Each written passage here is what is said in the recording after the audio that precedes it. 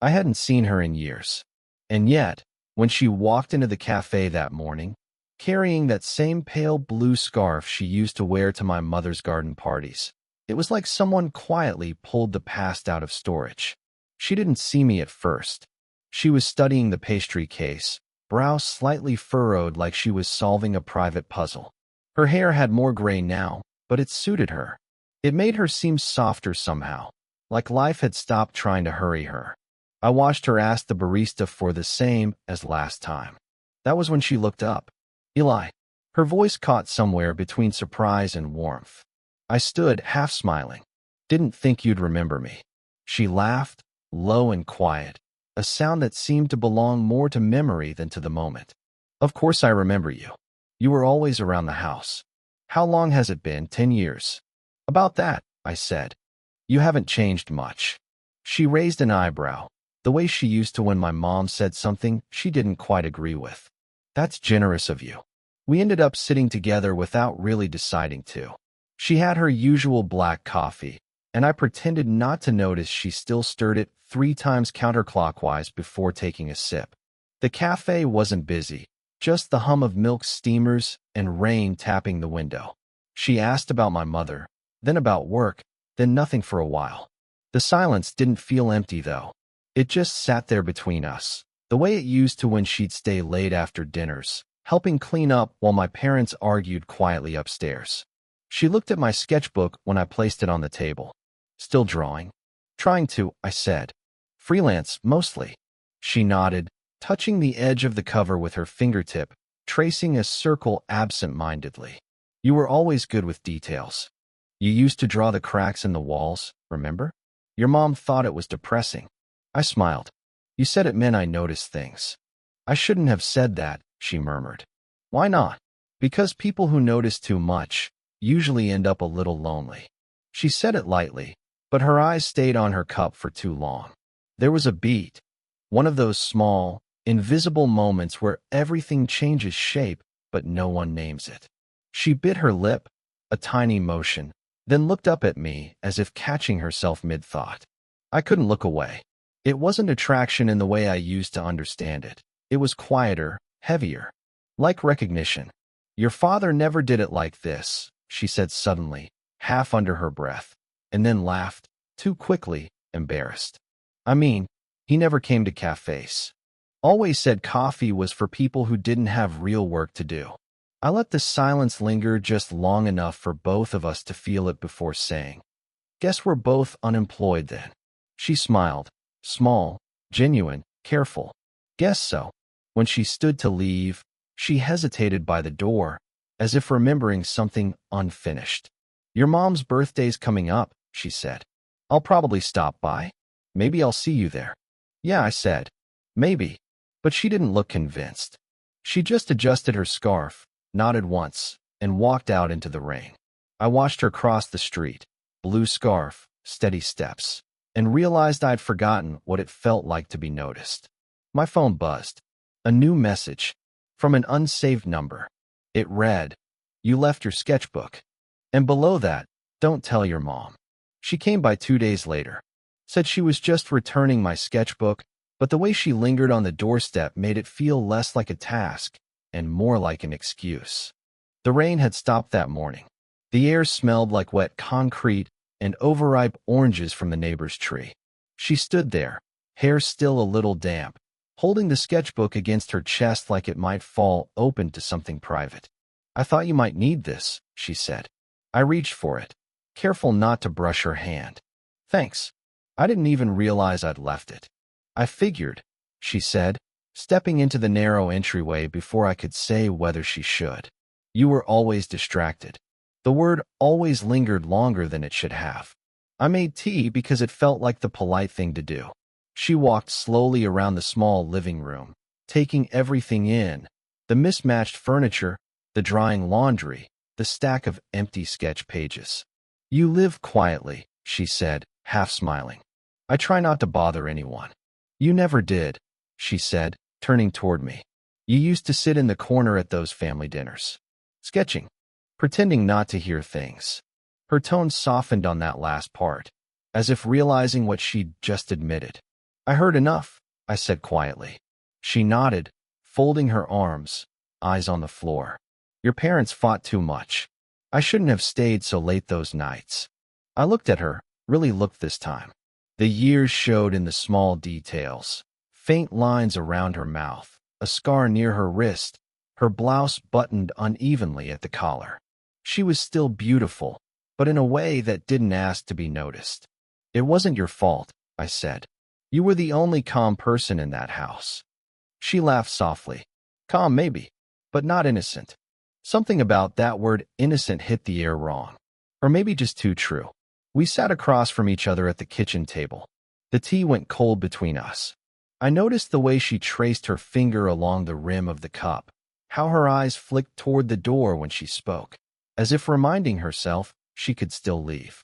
You seeing anyone? She asked suddenly. I hesitated. No, she nodded once, slowly. Good. Then, after a breath, that came out wrong. I smiled. No, I get it. She laughed, embarrassed. You really shouldn't.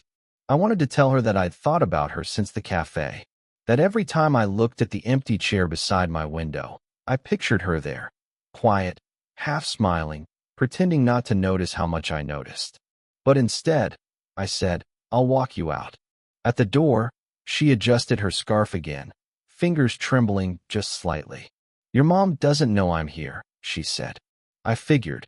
She looked up, and something in her eyes, some flicker of apology or defiance, caught the light. Then she reached up and brushed a loose thread off my shoulder, her hand pausing just long enough to make me forget how to breathe. Good night, Eli. Her touch was gone a second later, but it stayed long after she left. I don't know why that moment stayed with me. Maybe because it felt like someone finally saw me. She started coming by more often after that. Always with a reason. Mail meant for my mom. Leftover soup. Just checking how you're settling in. But every visit lingered too long at the edges of normal. I told myself it was nothing. That we were just two people trying to fill the quiet. Still, when I heard her knock, I found myself smoothing my shirt, checking the sink, hiding sketches that looked too much like her. That afternoon, she came by carrying a potted basil plant. Your mom said you don't eat properly, she said, setting it by the window. This might help. Only if I remember to water it. I'll remind you, she said lightly. Then caught herself. I mean, if I happen to stop by. We both knew what that meant. She sat by the window while I worked, scrolling through her phone. Rain again. Always rain lately. You used to draw in pencil, she said, watching me. Now you use ink. Less forgiving. Maybe that's the point. She smiled at that, small, but with something buried underneath. Your father would have hated that answer. Yeah. Silence. Then her voice, softer. He wasn't kind to your mother. Or to you. I looked up, startled. She sighed. You don't have to pretend. I was there. I saw enough. Her words sat between us, heavy and uninvited.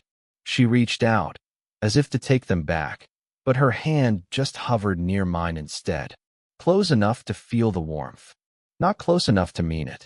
I swallowed. You don't have to, I know.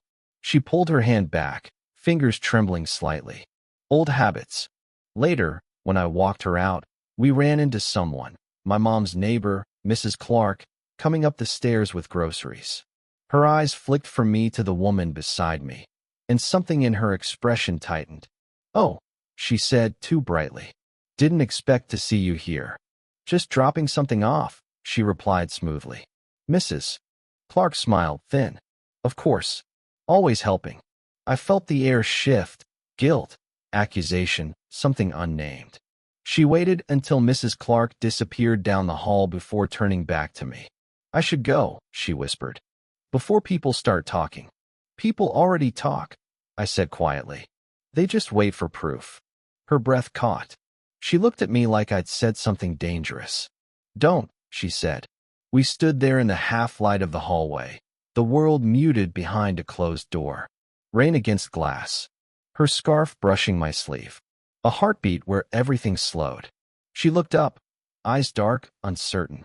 And I swear, for half a second, the space between us disappeared. Then she stepped back. Barely a breath of distance. but it felt like miles. I can't, she said. You don't know what you're asking for.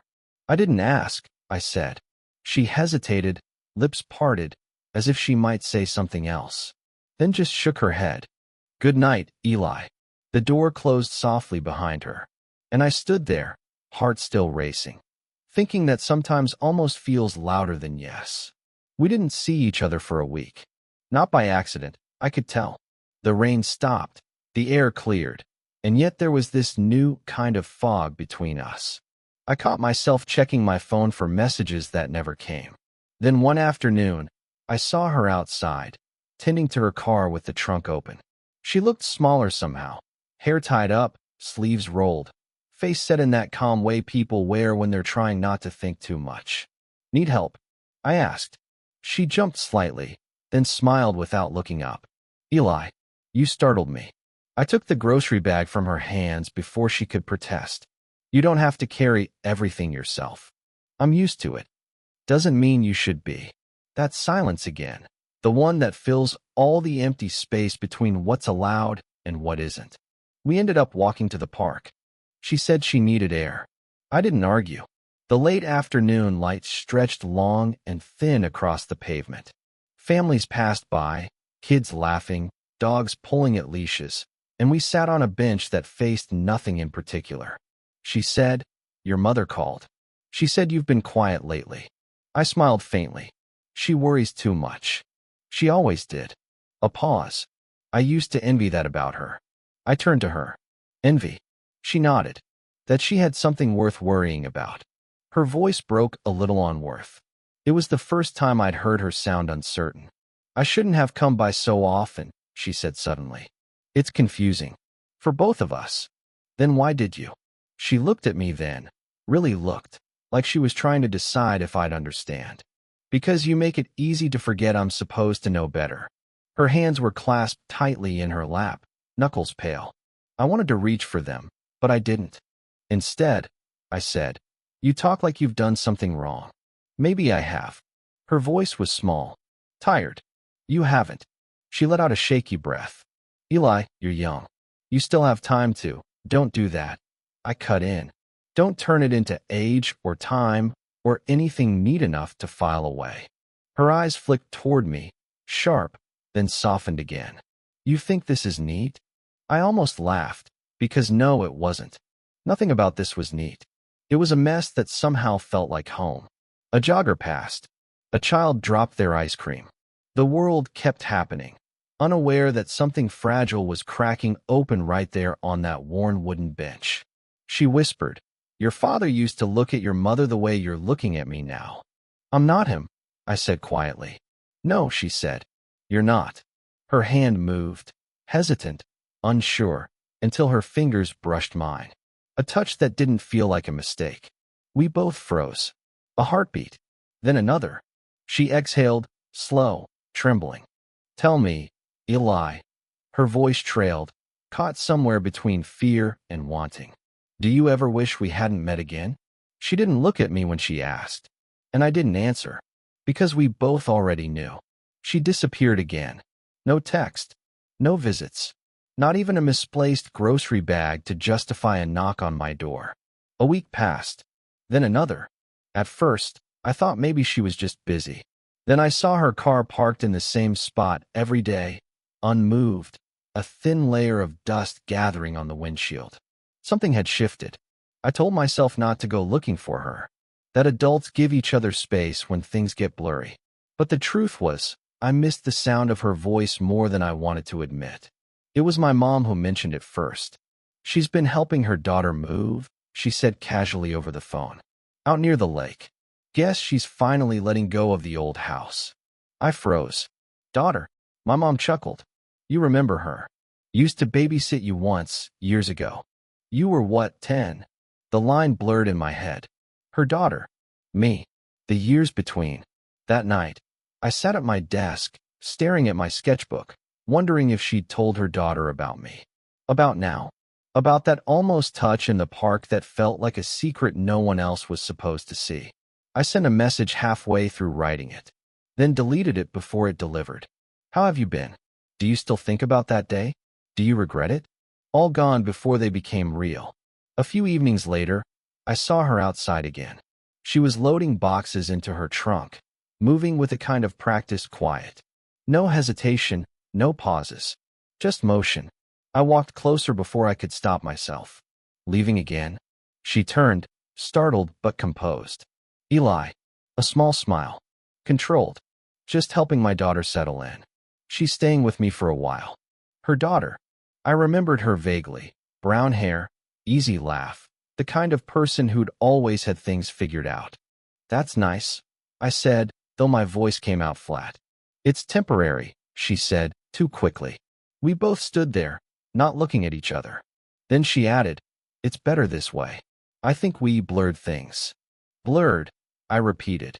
Is that what we did? Her expression softened, almost pitying. You're kind, Eli. You see people too deeply.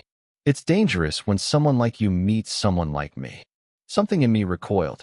Don't make it sound like a warning. She sighed. It is one. She shut the trunk, brushed her palms together, and turned toward her car. I wanted to ask her to stay, or just to say what she wasn't saying, but the words stuck somewhere behind my ribs.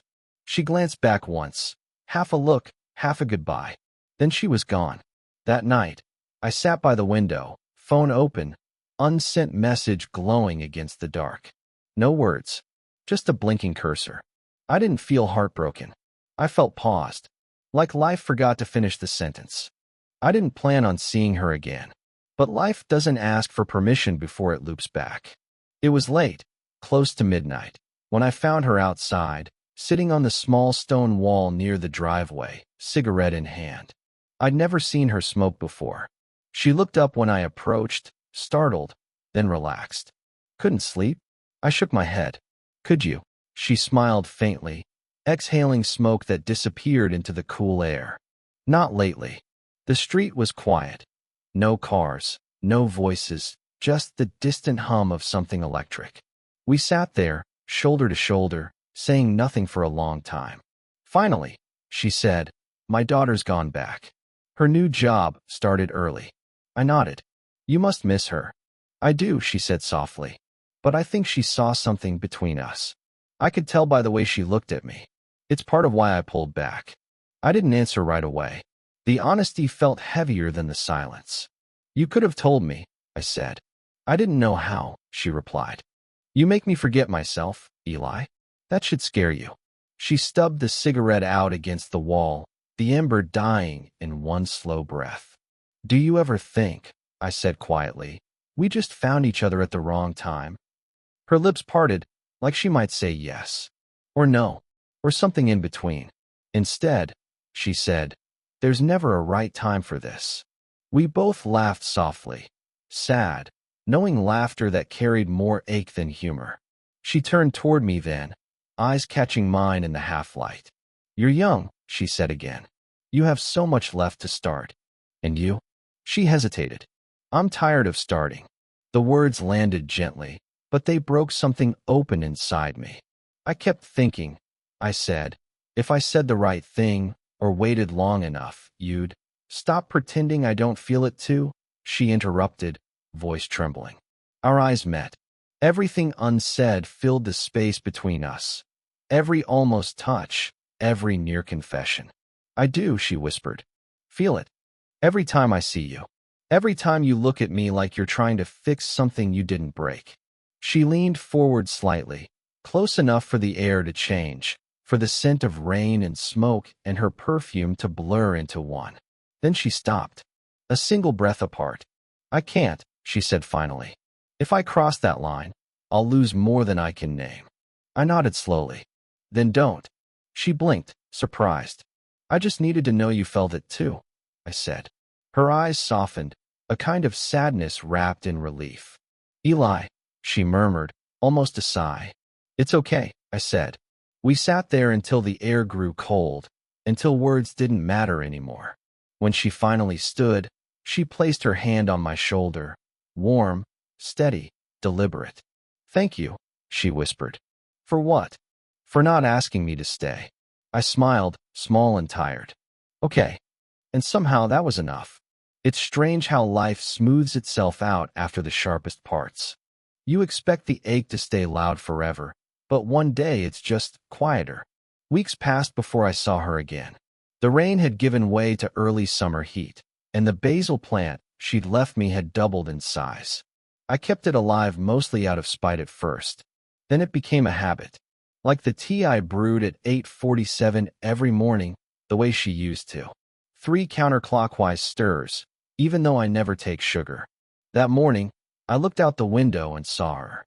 She was back at her car again, hair pulled up, sunglasses on, as if nothing had ever happened. But when she looked up and noticed me watching, she smiled. Small, cautious, but real. And I smiled back. We didn't rush the next thing. We never do. It started with small things again. Her leaving mail at my door, me watering her plants while she worked late. The rhythm returned, not as before, but easier somehow. Once, she invited me for coffee in her kitchen. No rain, no tension, just sunlight pooling across the tiles. She poured mine first. Black, no sugar. Then hers, always with a little milk. Still remember? She asked, amused. Something stick, I said. She laughed softly. You notice too much. And you still pretend that's a bad thing. Her hand brushed mine when she passed the cup. Neither of us pulled away this time. Later that week, we walked to the park again. Same bench. Same faded wood. Different air. She said, you know, I used to think people like us don't get second chances. People like us? She shrugged. The ones who take too long to be honest. I looked at her, really looked, and saw what she meant. Not regret. Just the quiet courage of someone who'd stopped running from herself. You're here now? I said. She smiled faintly. I am. We didn't say the word love. We didn't need to. It was in the way she tucked a loose strand of hair behind her ear. In the way I leaned closer without thinking. In the way neither of us flinched from the silence this time. The world felt smaller, simpler. Not perfect, but grounded. Like we'd earned the right to sit in it without explanation. When we got up to leave, she asked, what time is it? I checked my watch. 8:47. She smiled, soft, almost shy. Figures.